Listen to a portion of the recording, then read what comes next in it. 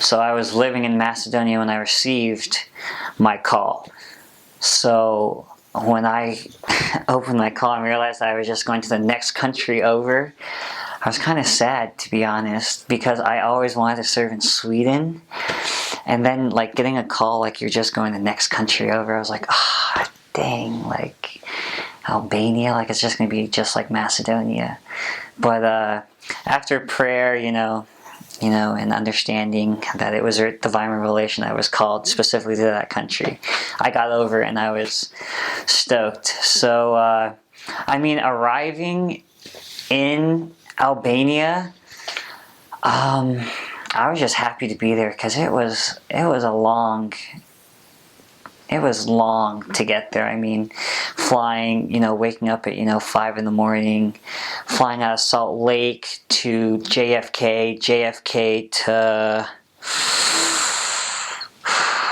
Germany. I think we flew, or to Austria we flew, and then Austria, Tirana. Oh, it was such a long travel. So I was so happy when we finally touched down in Tirana, and driving to the mission home. It was pretty crazy, like the driving, but I wasn't, as some of the other missionaries hadn't lived outside of America, rarely traveled, maybe to South America or somewhere. It was all like crazy for them, and driving with cars that switch lanes without blinkers or honk on their horn forever. It was definitely a different environment for those other missionaries. But for me, I was pretty relaxed in arriving there, and knowing that I had done that my whole life, just moving to new countries and learning a new language and learning a new culture.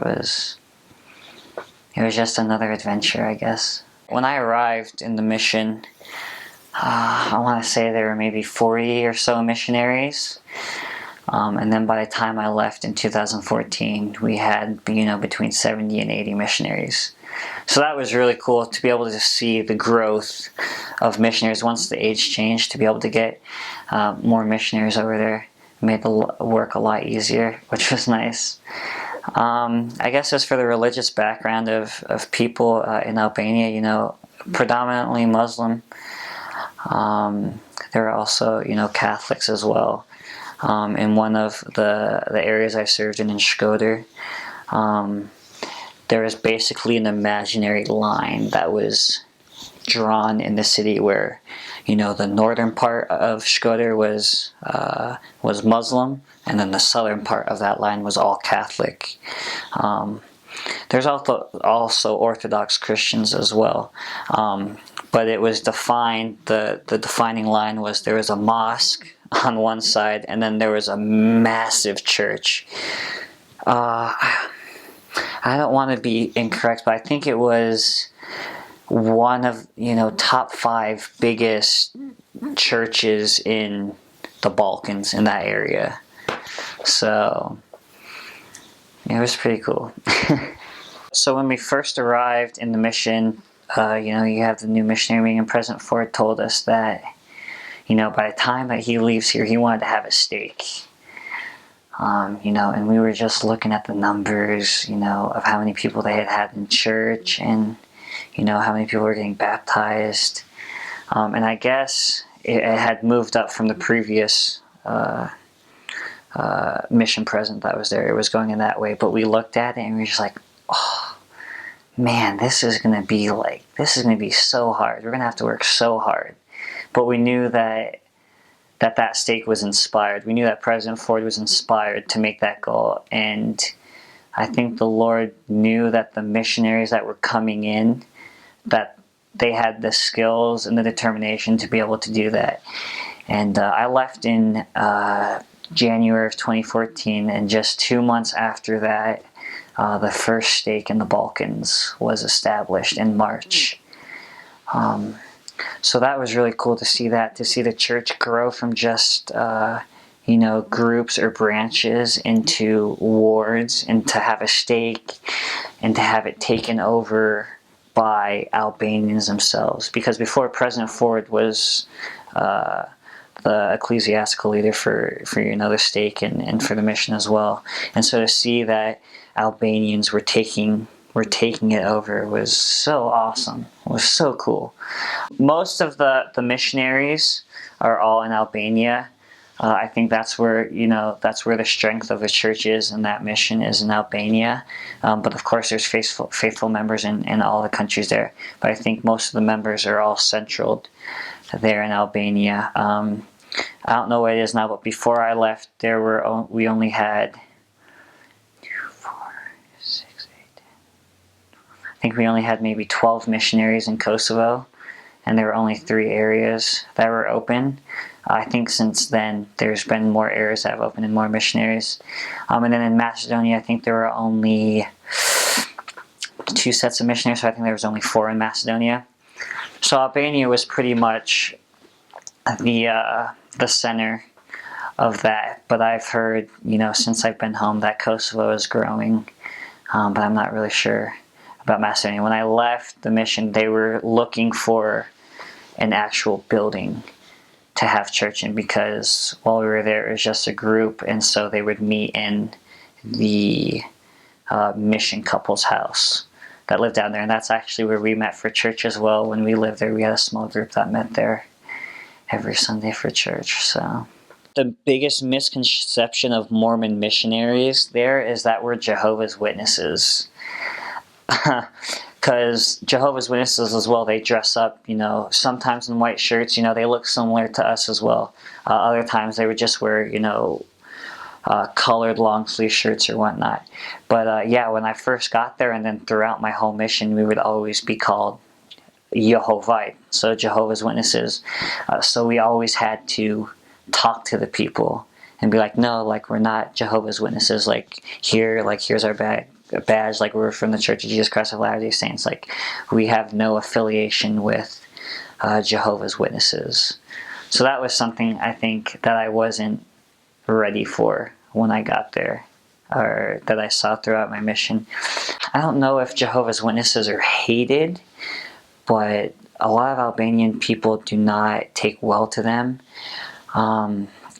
This is just what I've heard from other Albanians, is that there were kids in Tirana that were learning about Jehovah's Witnesses, and that they were told that if they killed themselves, that they would, receive some reward or something like that.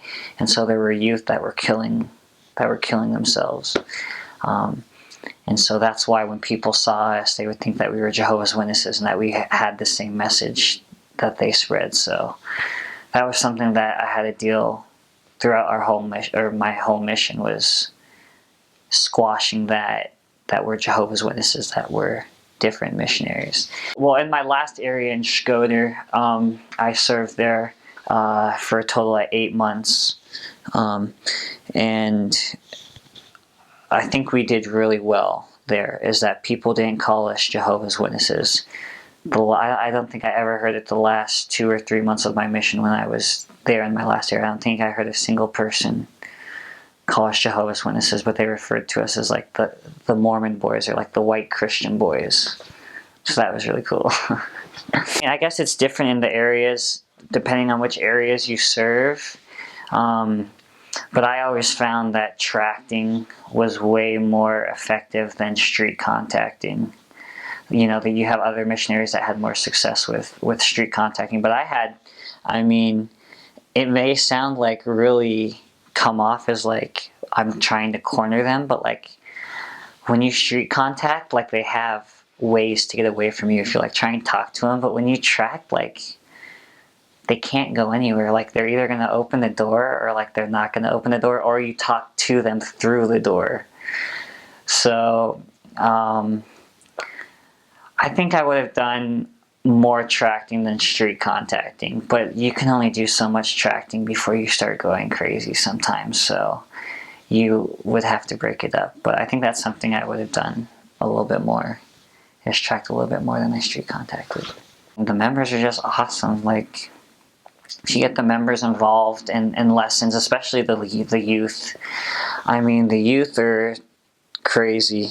They're so awesome. I remember, getting there that there had only been, you know, a few missionaries that had gone out from Albania. But during my time, I think there were 20-something missionaries that had been sent out. So that youth generation that was, you know, that had been baptized and that were coming up, you know, really were strong in the gospel, and like taking them on lessons like with other youth that we were teaching was just invaluable. I mean, they brought, not only were they just hearing it from, you know, two foreigners, but they also had the perspective of an Albanian youth who was their age, who they could relate to.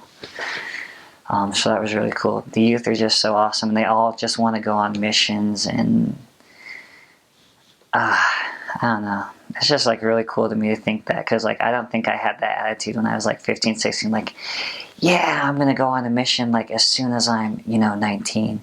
I was always kind of thinking of like, all right, I'm going to finish high school, like I'm doing well with soccer, like maybe I'll go play like a semester or two like before I go on the mission. But like for them it's like, I can't wait, Elder Brown, until I'm 19 and I'm going to go on a mission, and we're going to be just like you. We're going to go on missions. It's going to be so awesome.